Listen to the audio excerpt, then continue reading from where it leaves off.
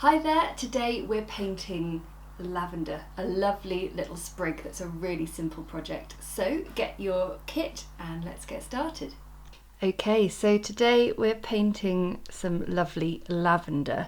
It's good to have a good look at the thing you're painting in real life if possible, because I think we all picture lavender in our heads and think of the lovely purple, but actually there's an awful lot of the green colour in there, even with ones that have gone into flower.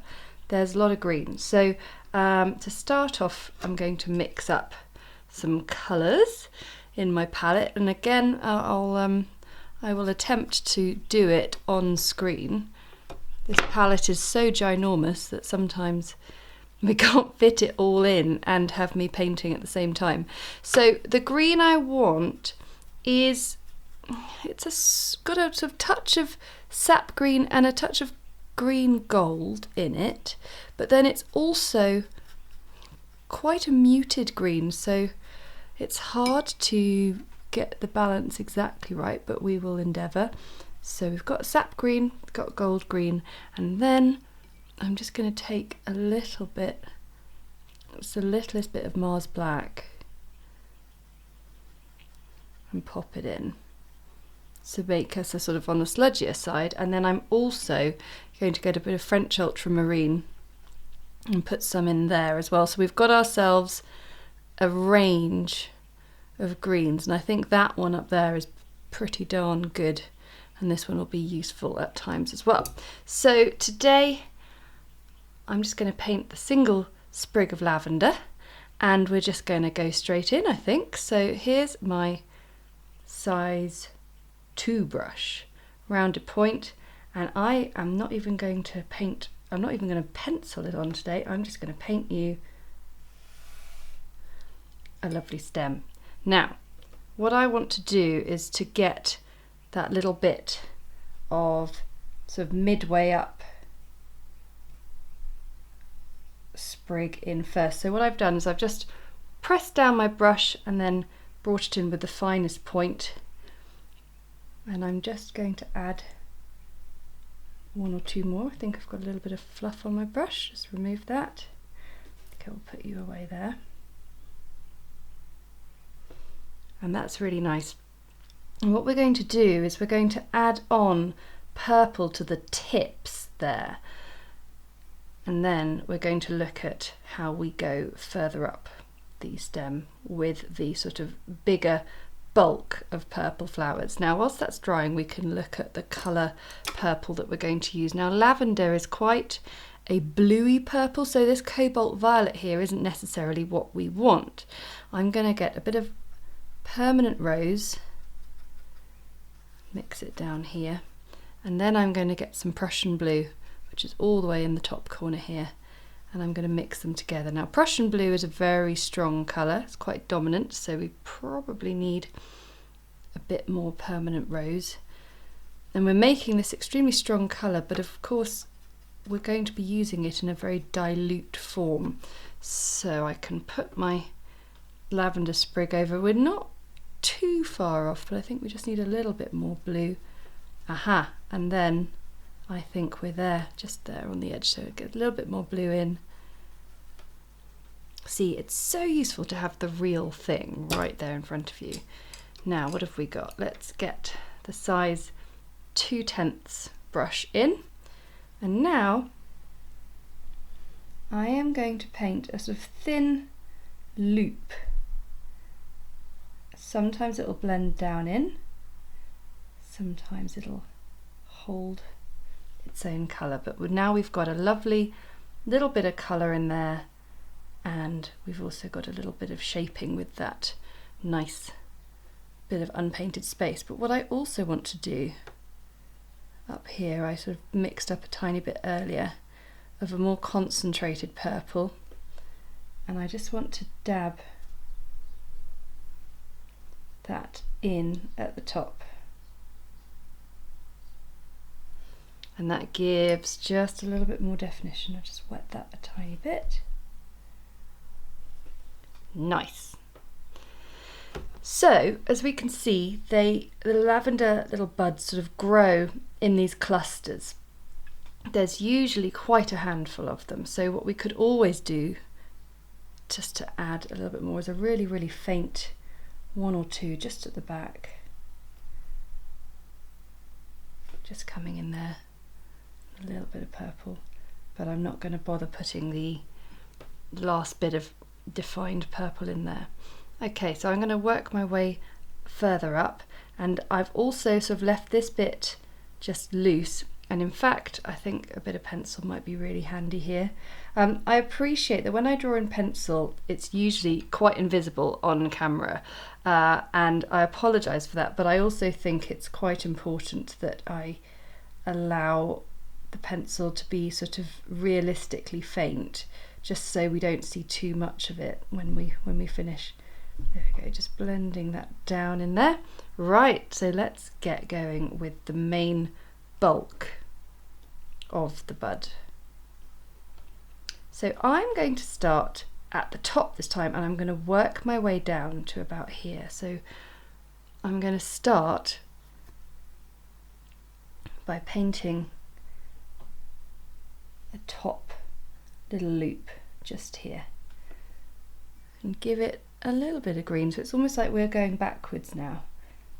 So that was the tiniest bit of green that's just creeping up to that purpley top, and now I'm going to work my way down with my little brush, painting little clusters of loose buds with a bit of purple, then adding a little bit of the green in.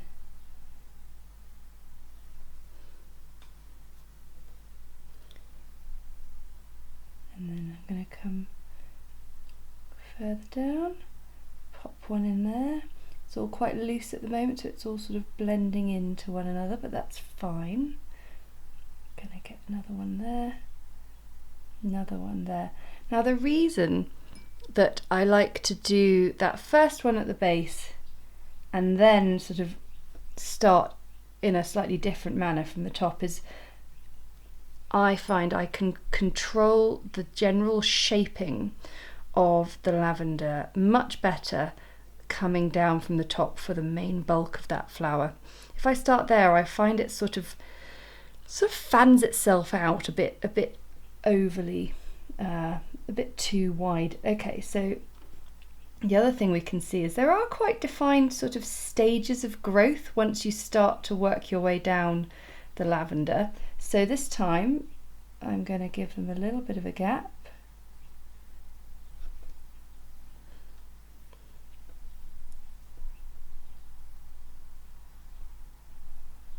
And again, it doesn't matter if it all blends into one another, because I'm just trying to paint this with as few brush strokes as possible. Then a little bit of green.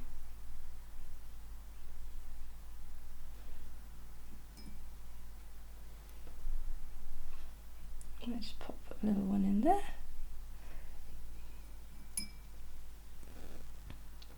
And keep on going down, always looking at the subject matter in hand if you've got one.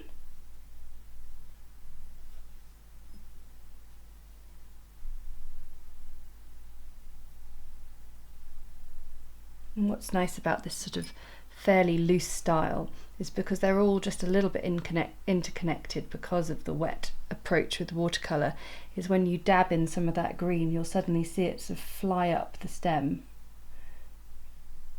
Same with the purple really.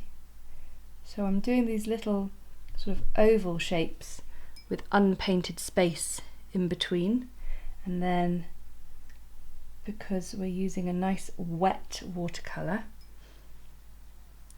it means it all blends in really nicely, and then I can go back up and maybe just pop another one in there.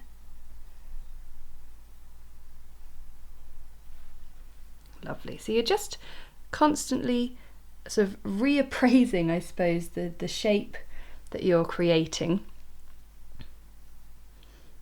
And we'll go down, and then so what we're going to do is we're going to stop about there. So I think I've got 2 or 3 left.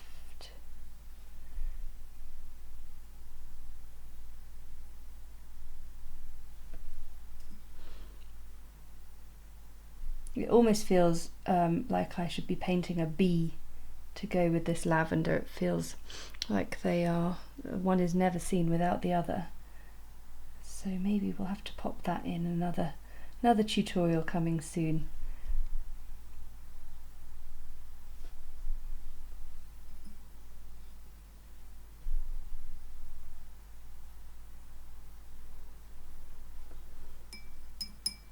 And then we're going to do one last one.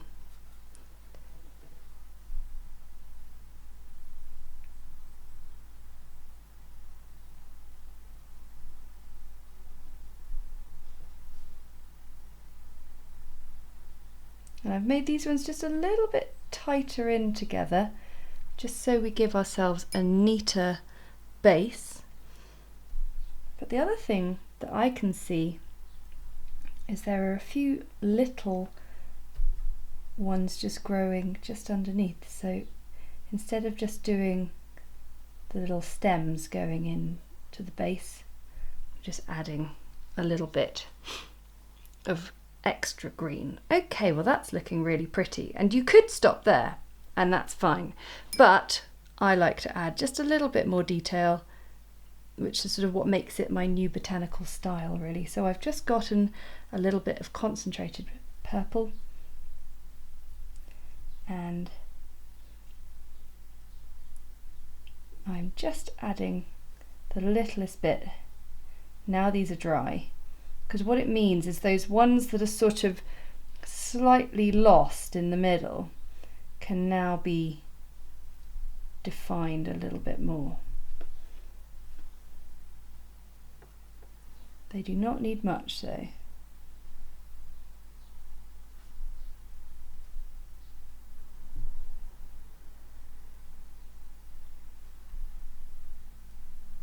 So what a lovely simple project we have here.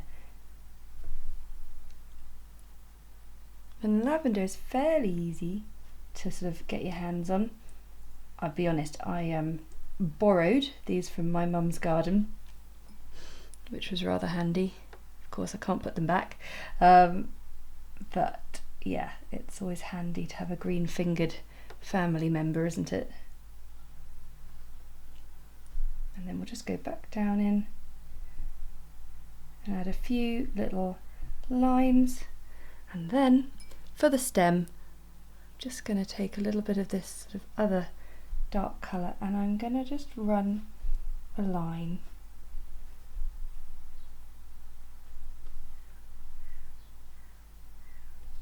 down part of the stem, which just helps give us a little bit more definition. It's almost like a little bit of shadow from underneath, but the stem does have a bit of a ridge in it, so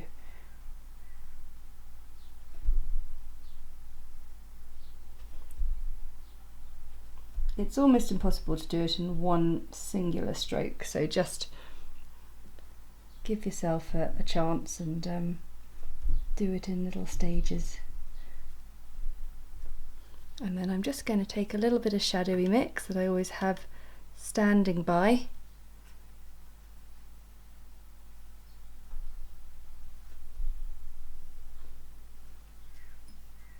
and there you have it.